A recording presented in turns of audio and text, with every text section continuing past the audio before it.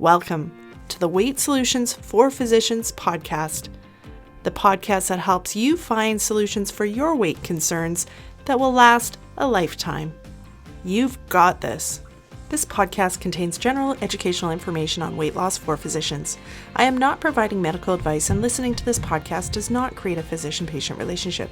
This podcast does not replace the need for consultation with a licensed professional, and no information should be relied upon unless you have obtained specific advice or treatment from myself or another physician.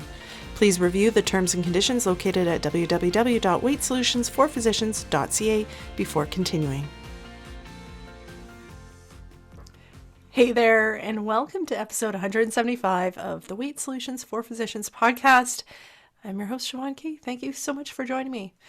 If you listened to last week's episode, you know that I had COVID and was on isolation in my basement. And today, the day I'm recording this, is my first day officially allowed out of isolation. I haven't actually left the house yet, but I'm excited about the possibility that I could.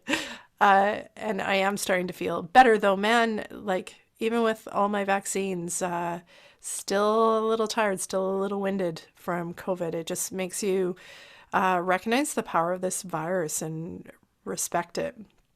But anyways, I am doing better. And one thing I was thinking about over the last couple of days is work-life balance. And I was thinking about a concept that I've really been working on in my own life over the past year and still have a good amount of room for improvement. But I actually think it is the core to finding work-life balance.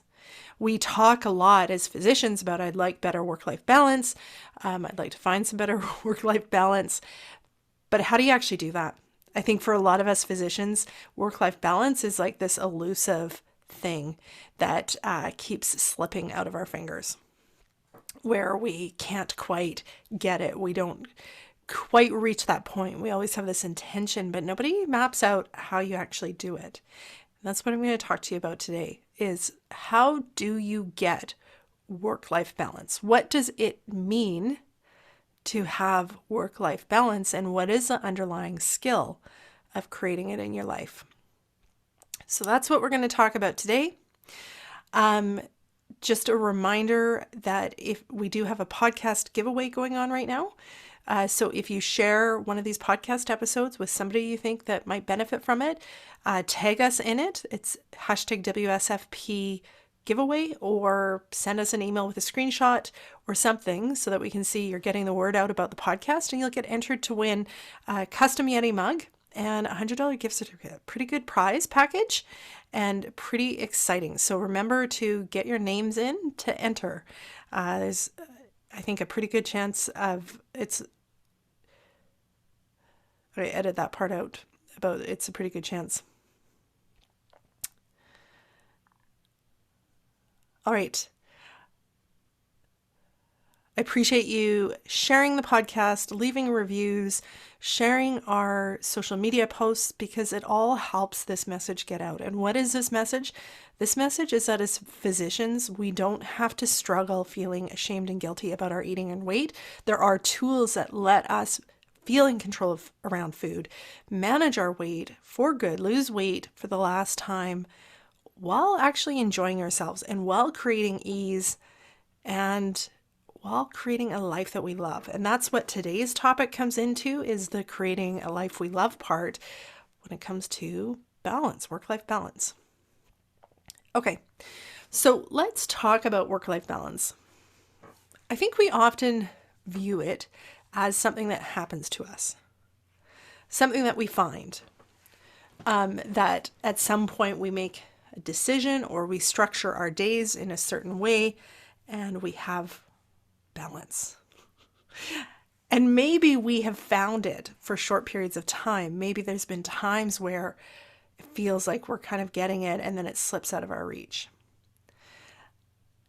What I want to pose to you is that concept of work-life balance is actually a little bit disempowering, because it's kind of like something we're waiting to hopefully happen and we're not sure how to actually create it.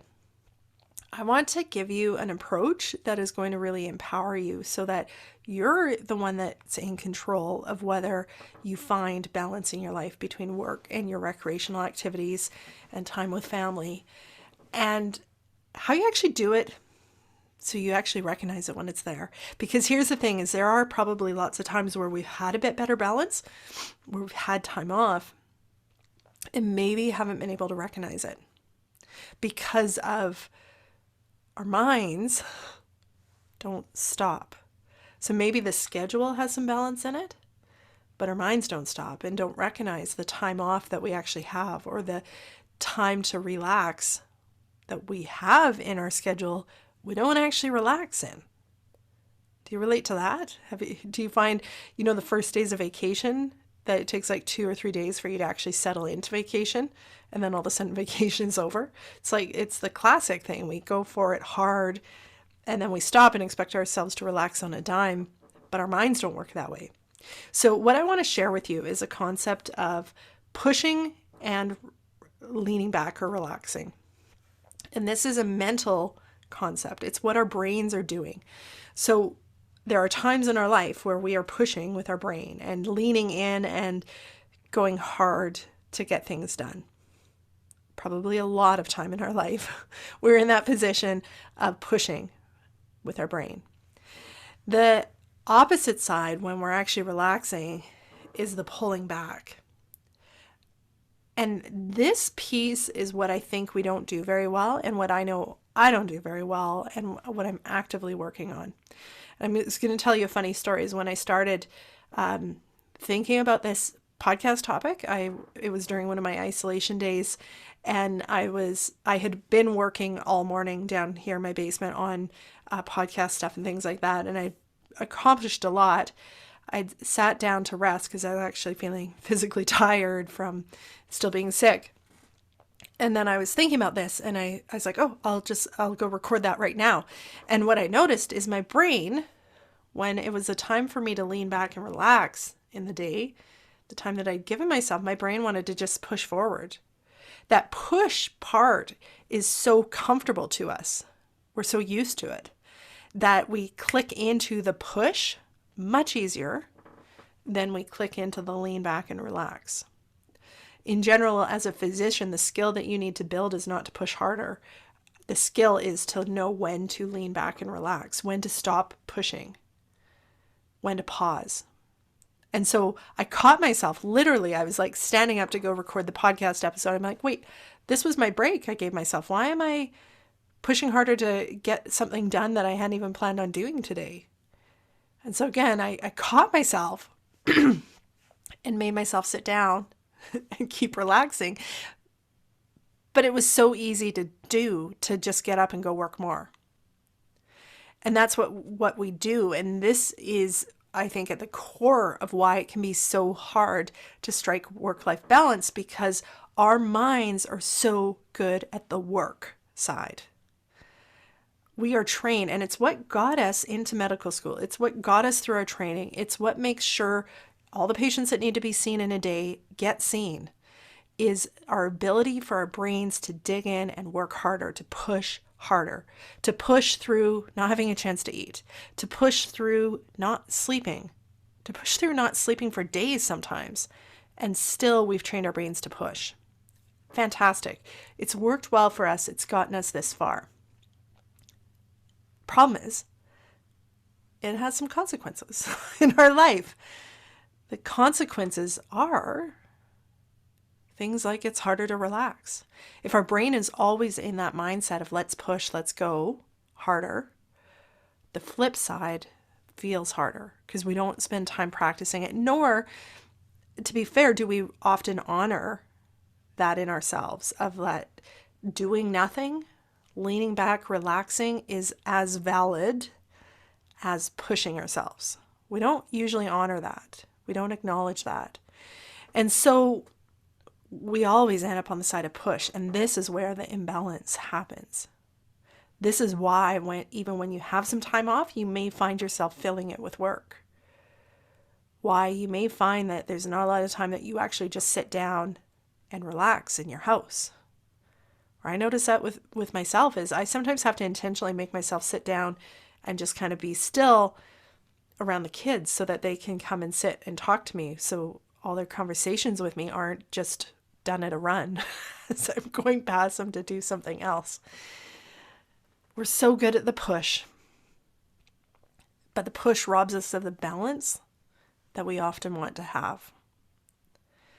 And so it's not about never pushing.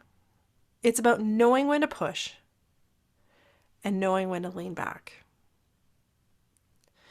And this can be a very powerful weight loss tool, because the problem with always pushing is it creates stress. It creates a kind of a frantic hustle environment in your mind, and that's uncomfortable. And it directly can drive your brain to look to food as a simple solution when you feel like you don't have time. So if you're always pushing, what you might find is you feel out of control with your eating. You have eating habits that you don't understand, that you're not sure why they're there. And that's totally fine, but probably it has something to do with this. And this is honestly something we coach around a fair bit inside Stress Eating SOS, is how do you honor yourself and give yourself the space to care for yourself so that you can relax. Because my example of the vacation, right, where we push hard, like run right up till the day you finish, often packing in extra call or extra days in the office to try to compensate for what we're going to miss when we're on vacation. So you go hard right up till that vacation, and then we expect ourselves to just relax. But our brains don't do that very easily. And I think to find the balance, what needs to happen is in your day, you need to be monitoring the push and the lean back. Sometimes you push and sometimes you intentionally lean back. You need to find the balance in the days. That's going to influence your eating and make you feel better when you finish your day, make you feel more in control, just because you're not going through your days at a sprint. But then it also will help times like vacations, because if you're not going into the vacation at a full-out sprint, then it's going to be easier to relax earlier on in the vacation, enjoy the vacation more, and be more present for the vacation. So let's talk about how do you actually do that? Because I know some of you listening, you're going to be like, well, that sounds like a great idea, but how do I do it? And like I mentioned at the beginning, this is still a work in progress for me. I don't think I noticed how much my brain was into the pattern of like just push until these recent years. And honestly, the place I've noticed it, I think when it was just happening around medical work, I just assumed that was normal because we've been totally trained, right? That's normal. And then what I noticed happening in the past year or so is that my brain has taken that push that I used to do in medical work, and I'd worked hard on kind of finding some balance in that. But now with my coaching and the podcast and all these extra things that I'm doing on top of my clinical work, my brain is doing the push. It just wants to push all the time. It wants me to work harder. And so it's given me a good opportunity this past year to really reflect on it. And if you haven't listened to it, back in September, I recorded an episode about burnout, September 2021. I can't remember which episode exactly, about getting myself totally burnt out and depressed because of this. Because even through the summer, even though I had 4 weeks off of my office in the summer, all my brain wanted to do was push. I told myself I was having time off. I told myself I was spending time with the family at the lake. The reality, when I looked back at it, was that I did some form of work pretty much every day, even though I was technically off. I didn't actually give me space in my brain where I was leaned back and relaxed. Even when I wasn't working, my brain was thinking about work. And I think that's a place that robs us of the balance we're looking for, is we can be off and not actually working, but our mind can stay at work. and be trying to problem solve and think of what happened in the day, think of what's still to be done. And that robs us of those moments to relax. Those moments that potentially could be balanced, that might actually already exist in your day. We're not present in them. So we might not be noticing them, or they might not be having the same benefit to us. So I've learned over the past year how much my brain likes to do this. And I'm starting to get onto its little story. I'm starting to catch it. But what it's taken is really noticing that it wants to push and catching it when it's doing it. And sometimes making the decision that feels uncomfortable, which is to stop and lean back. What does that mean? Is sometimes there's times where my brain is like, okay, we got to do this, this, and this, and this. We have so much to do. And I'm feeling a bit overwhelmed and burnt out. And the answer is not to work harder and try to get all that done. The answer is to stop and take a break. To reset my brain so that when I do come back to those jobs, I'm doing them in a different mindset. I don't feel as frantic. I don't feel as rushed. I step out of the hustle. And that can be really hard to lean back when you want to push. But I really believe if we can work on this and we can practice this skill, learn the power of leaning back instead of always pushing, recognizing when pushing is helpful, and recognizing where maybe it's just a habit. Maybe it's just the default answer your brain is giving you is you just have to push harder. And starting to recognize the value and the power in leaning back. That maybe by leaning back, by taking a break, by stopping, and again, this is stopping what you're doing, but it's also stopping your brain from mentally pushing and thinking about work. It's taking a full break, learning the skill of sometimes you work and sometimes you don't work. Sometimes you push hard, sometimes you relax. When we can do this, then it starts making everything better.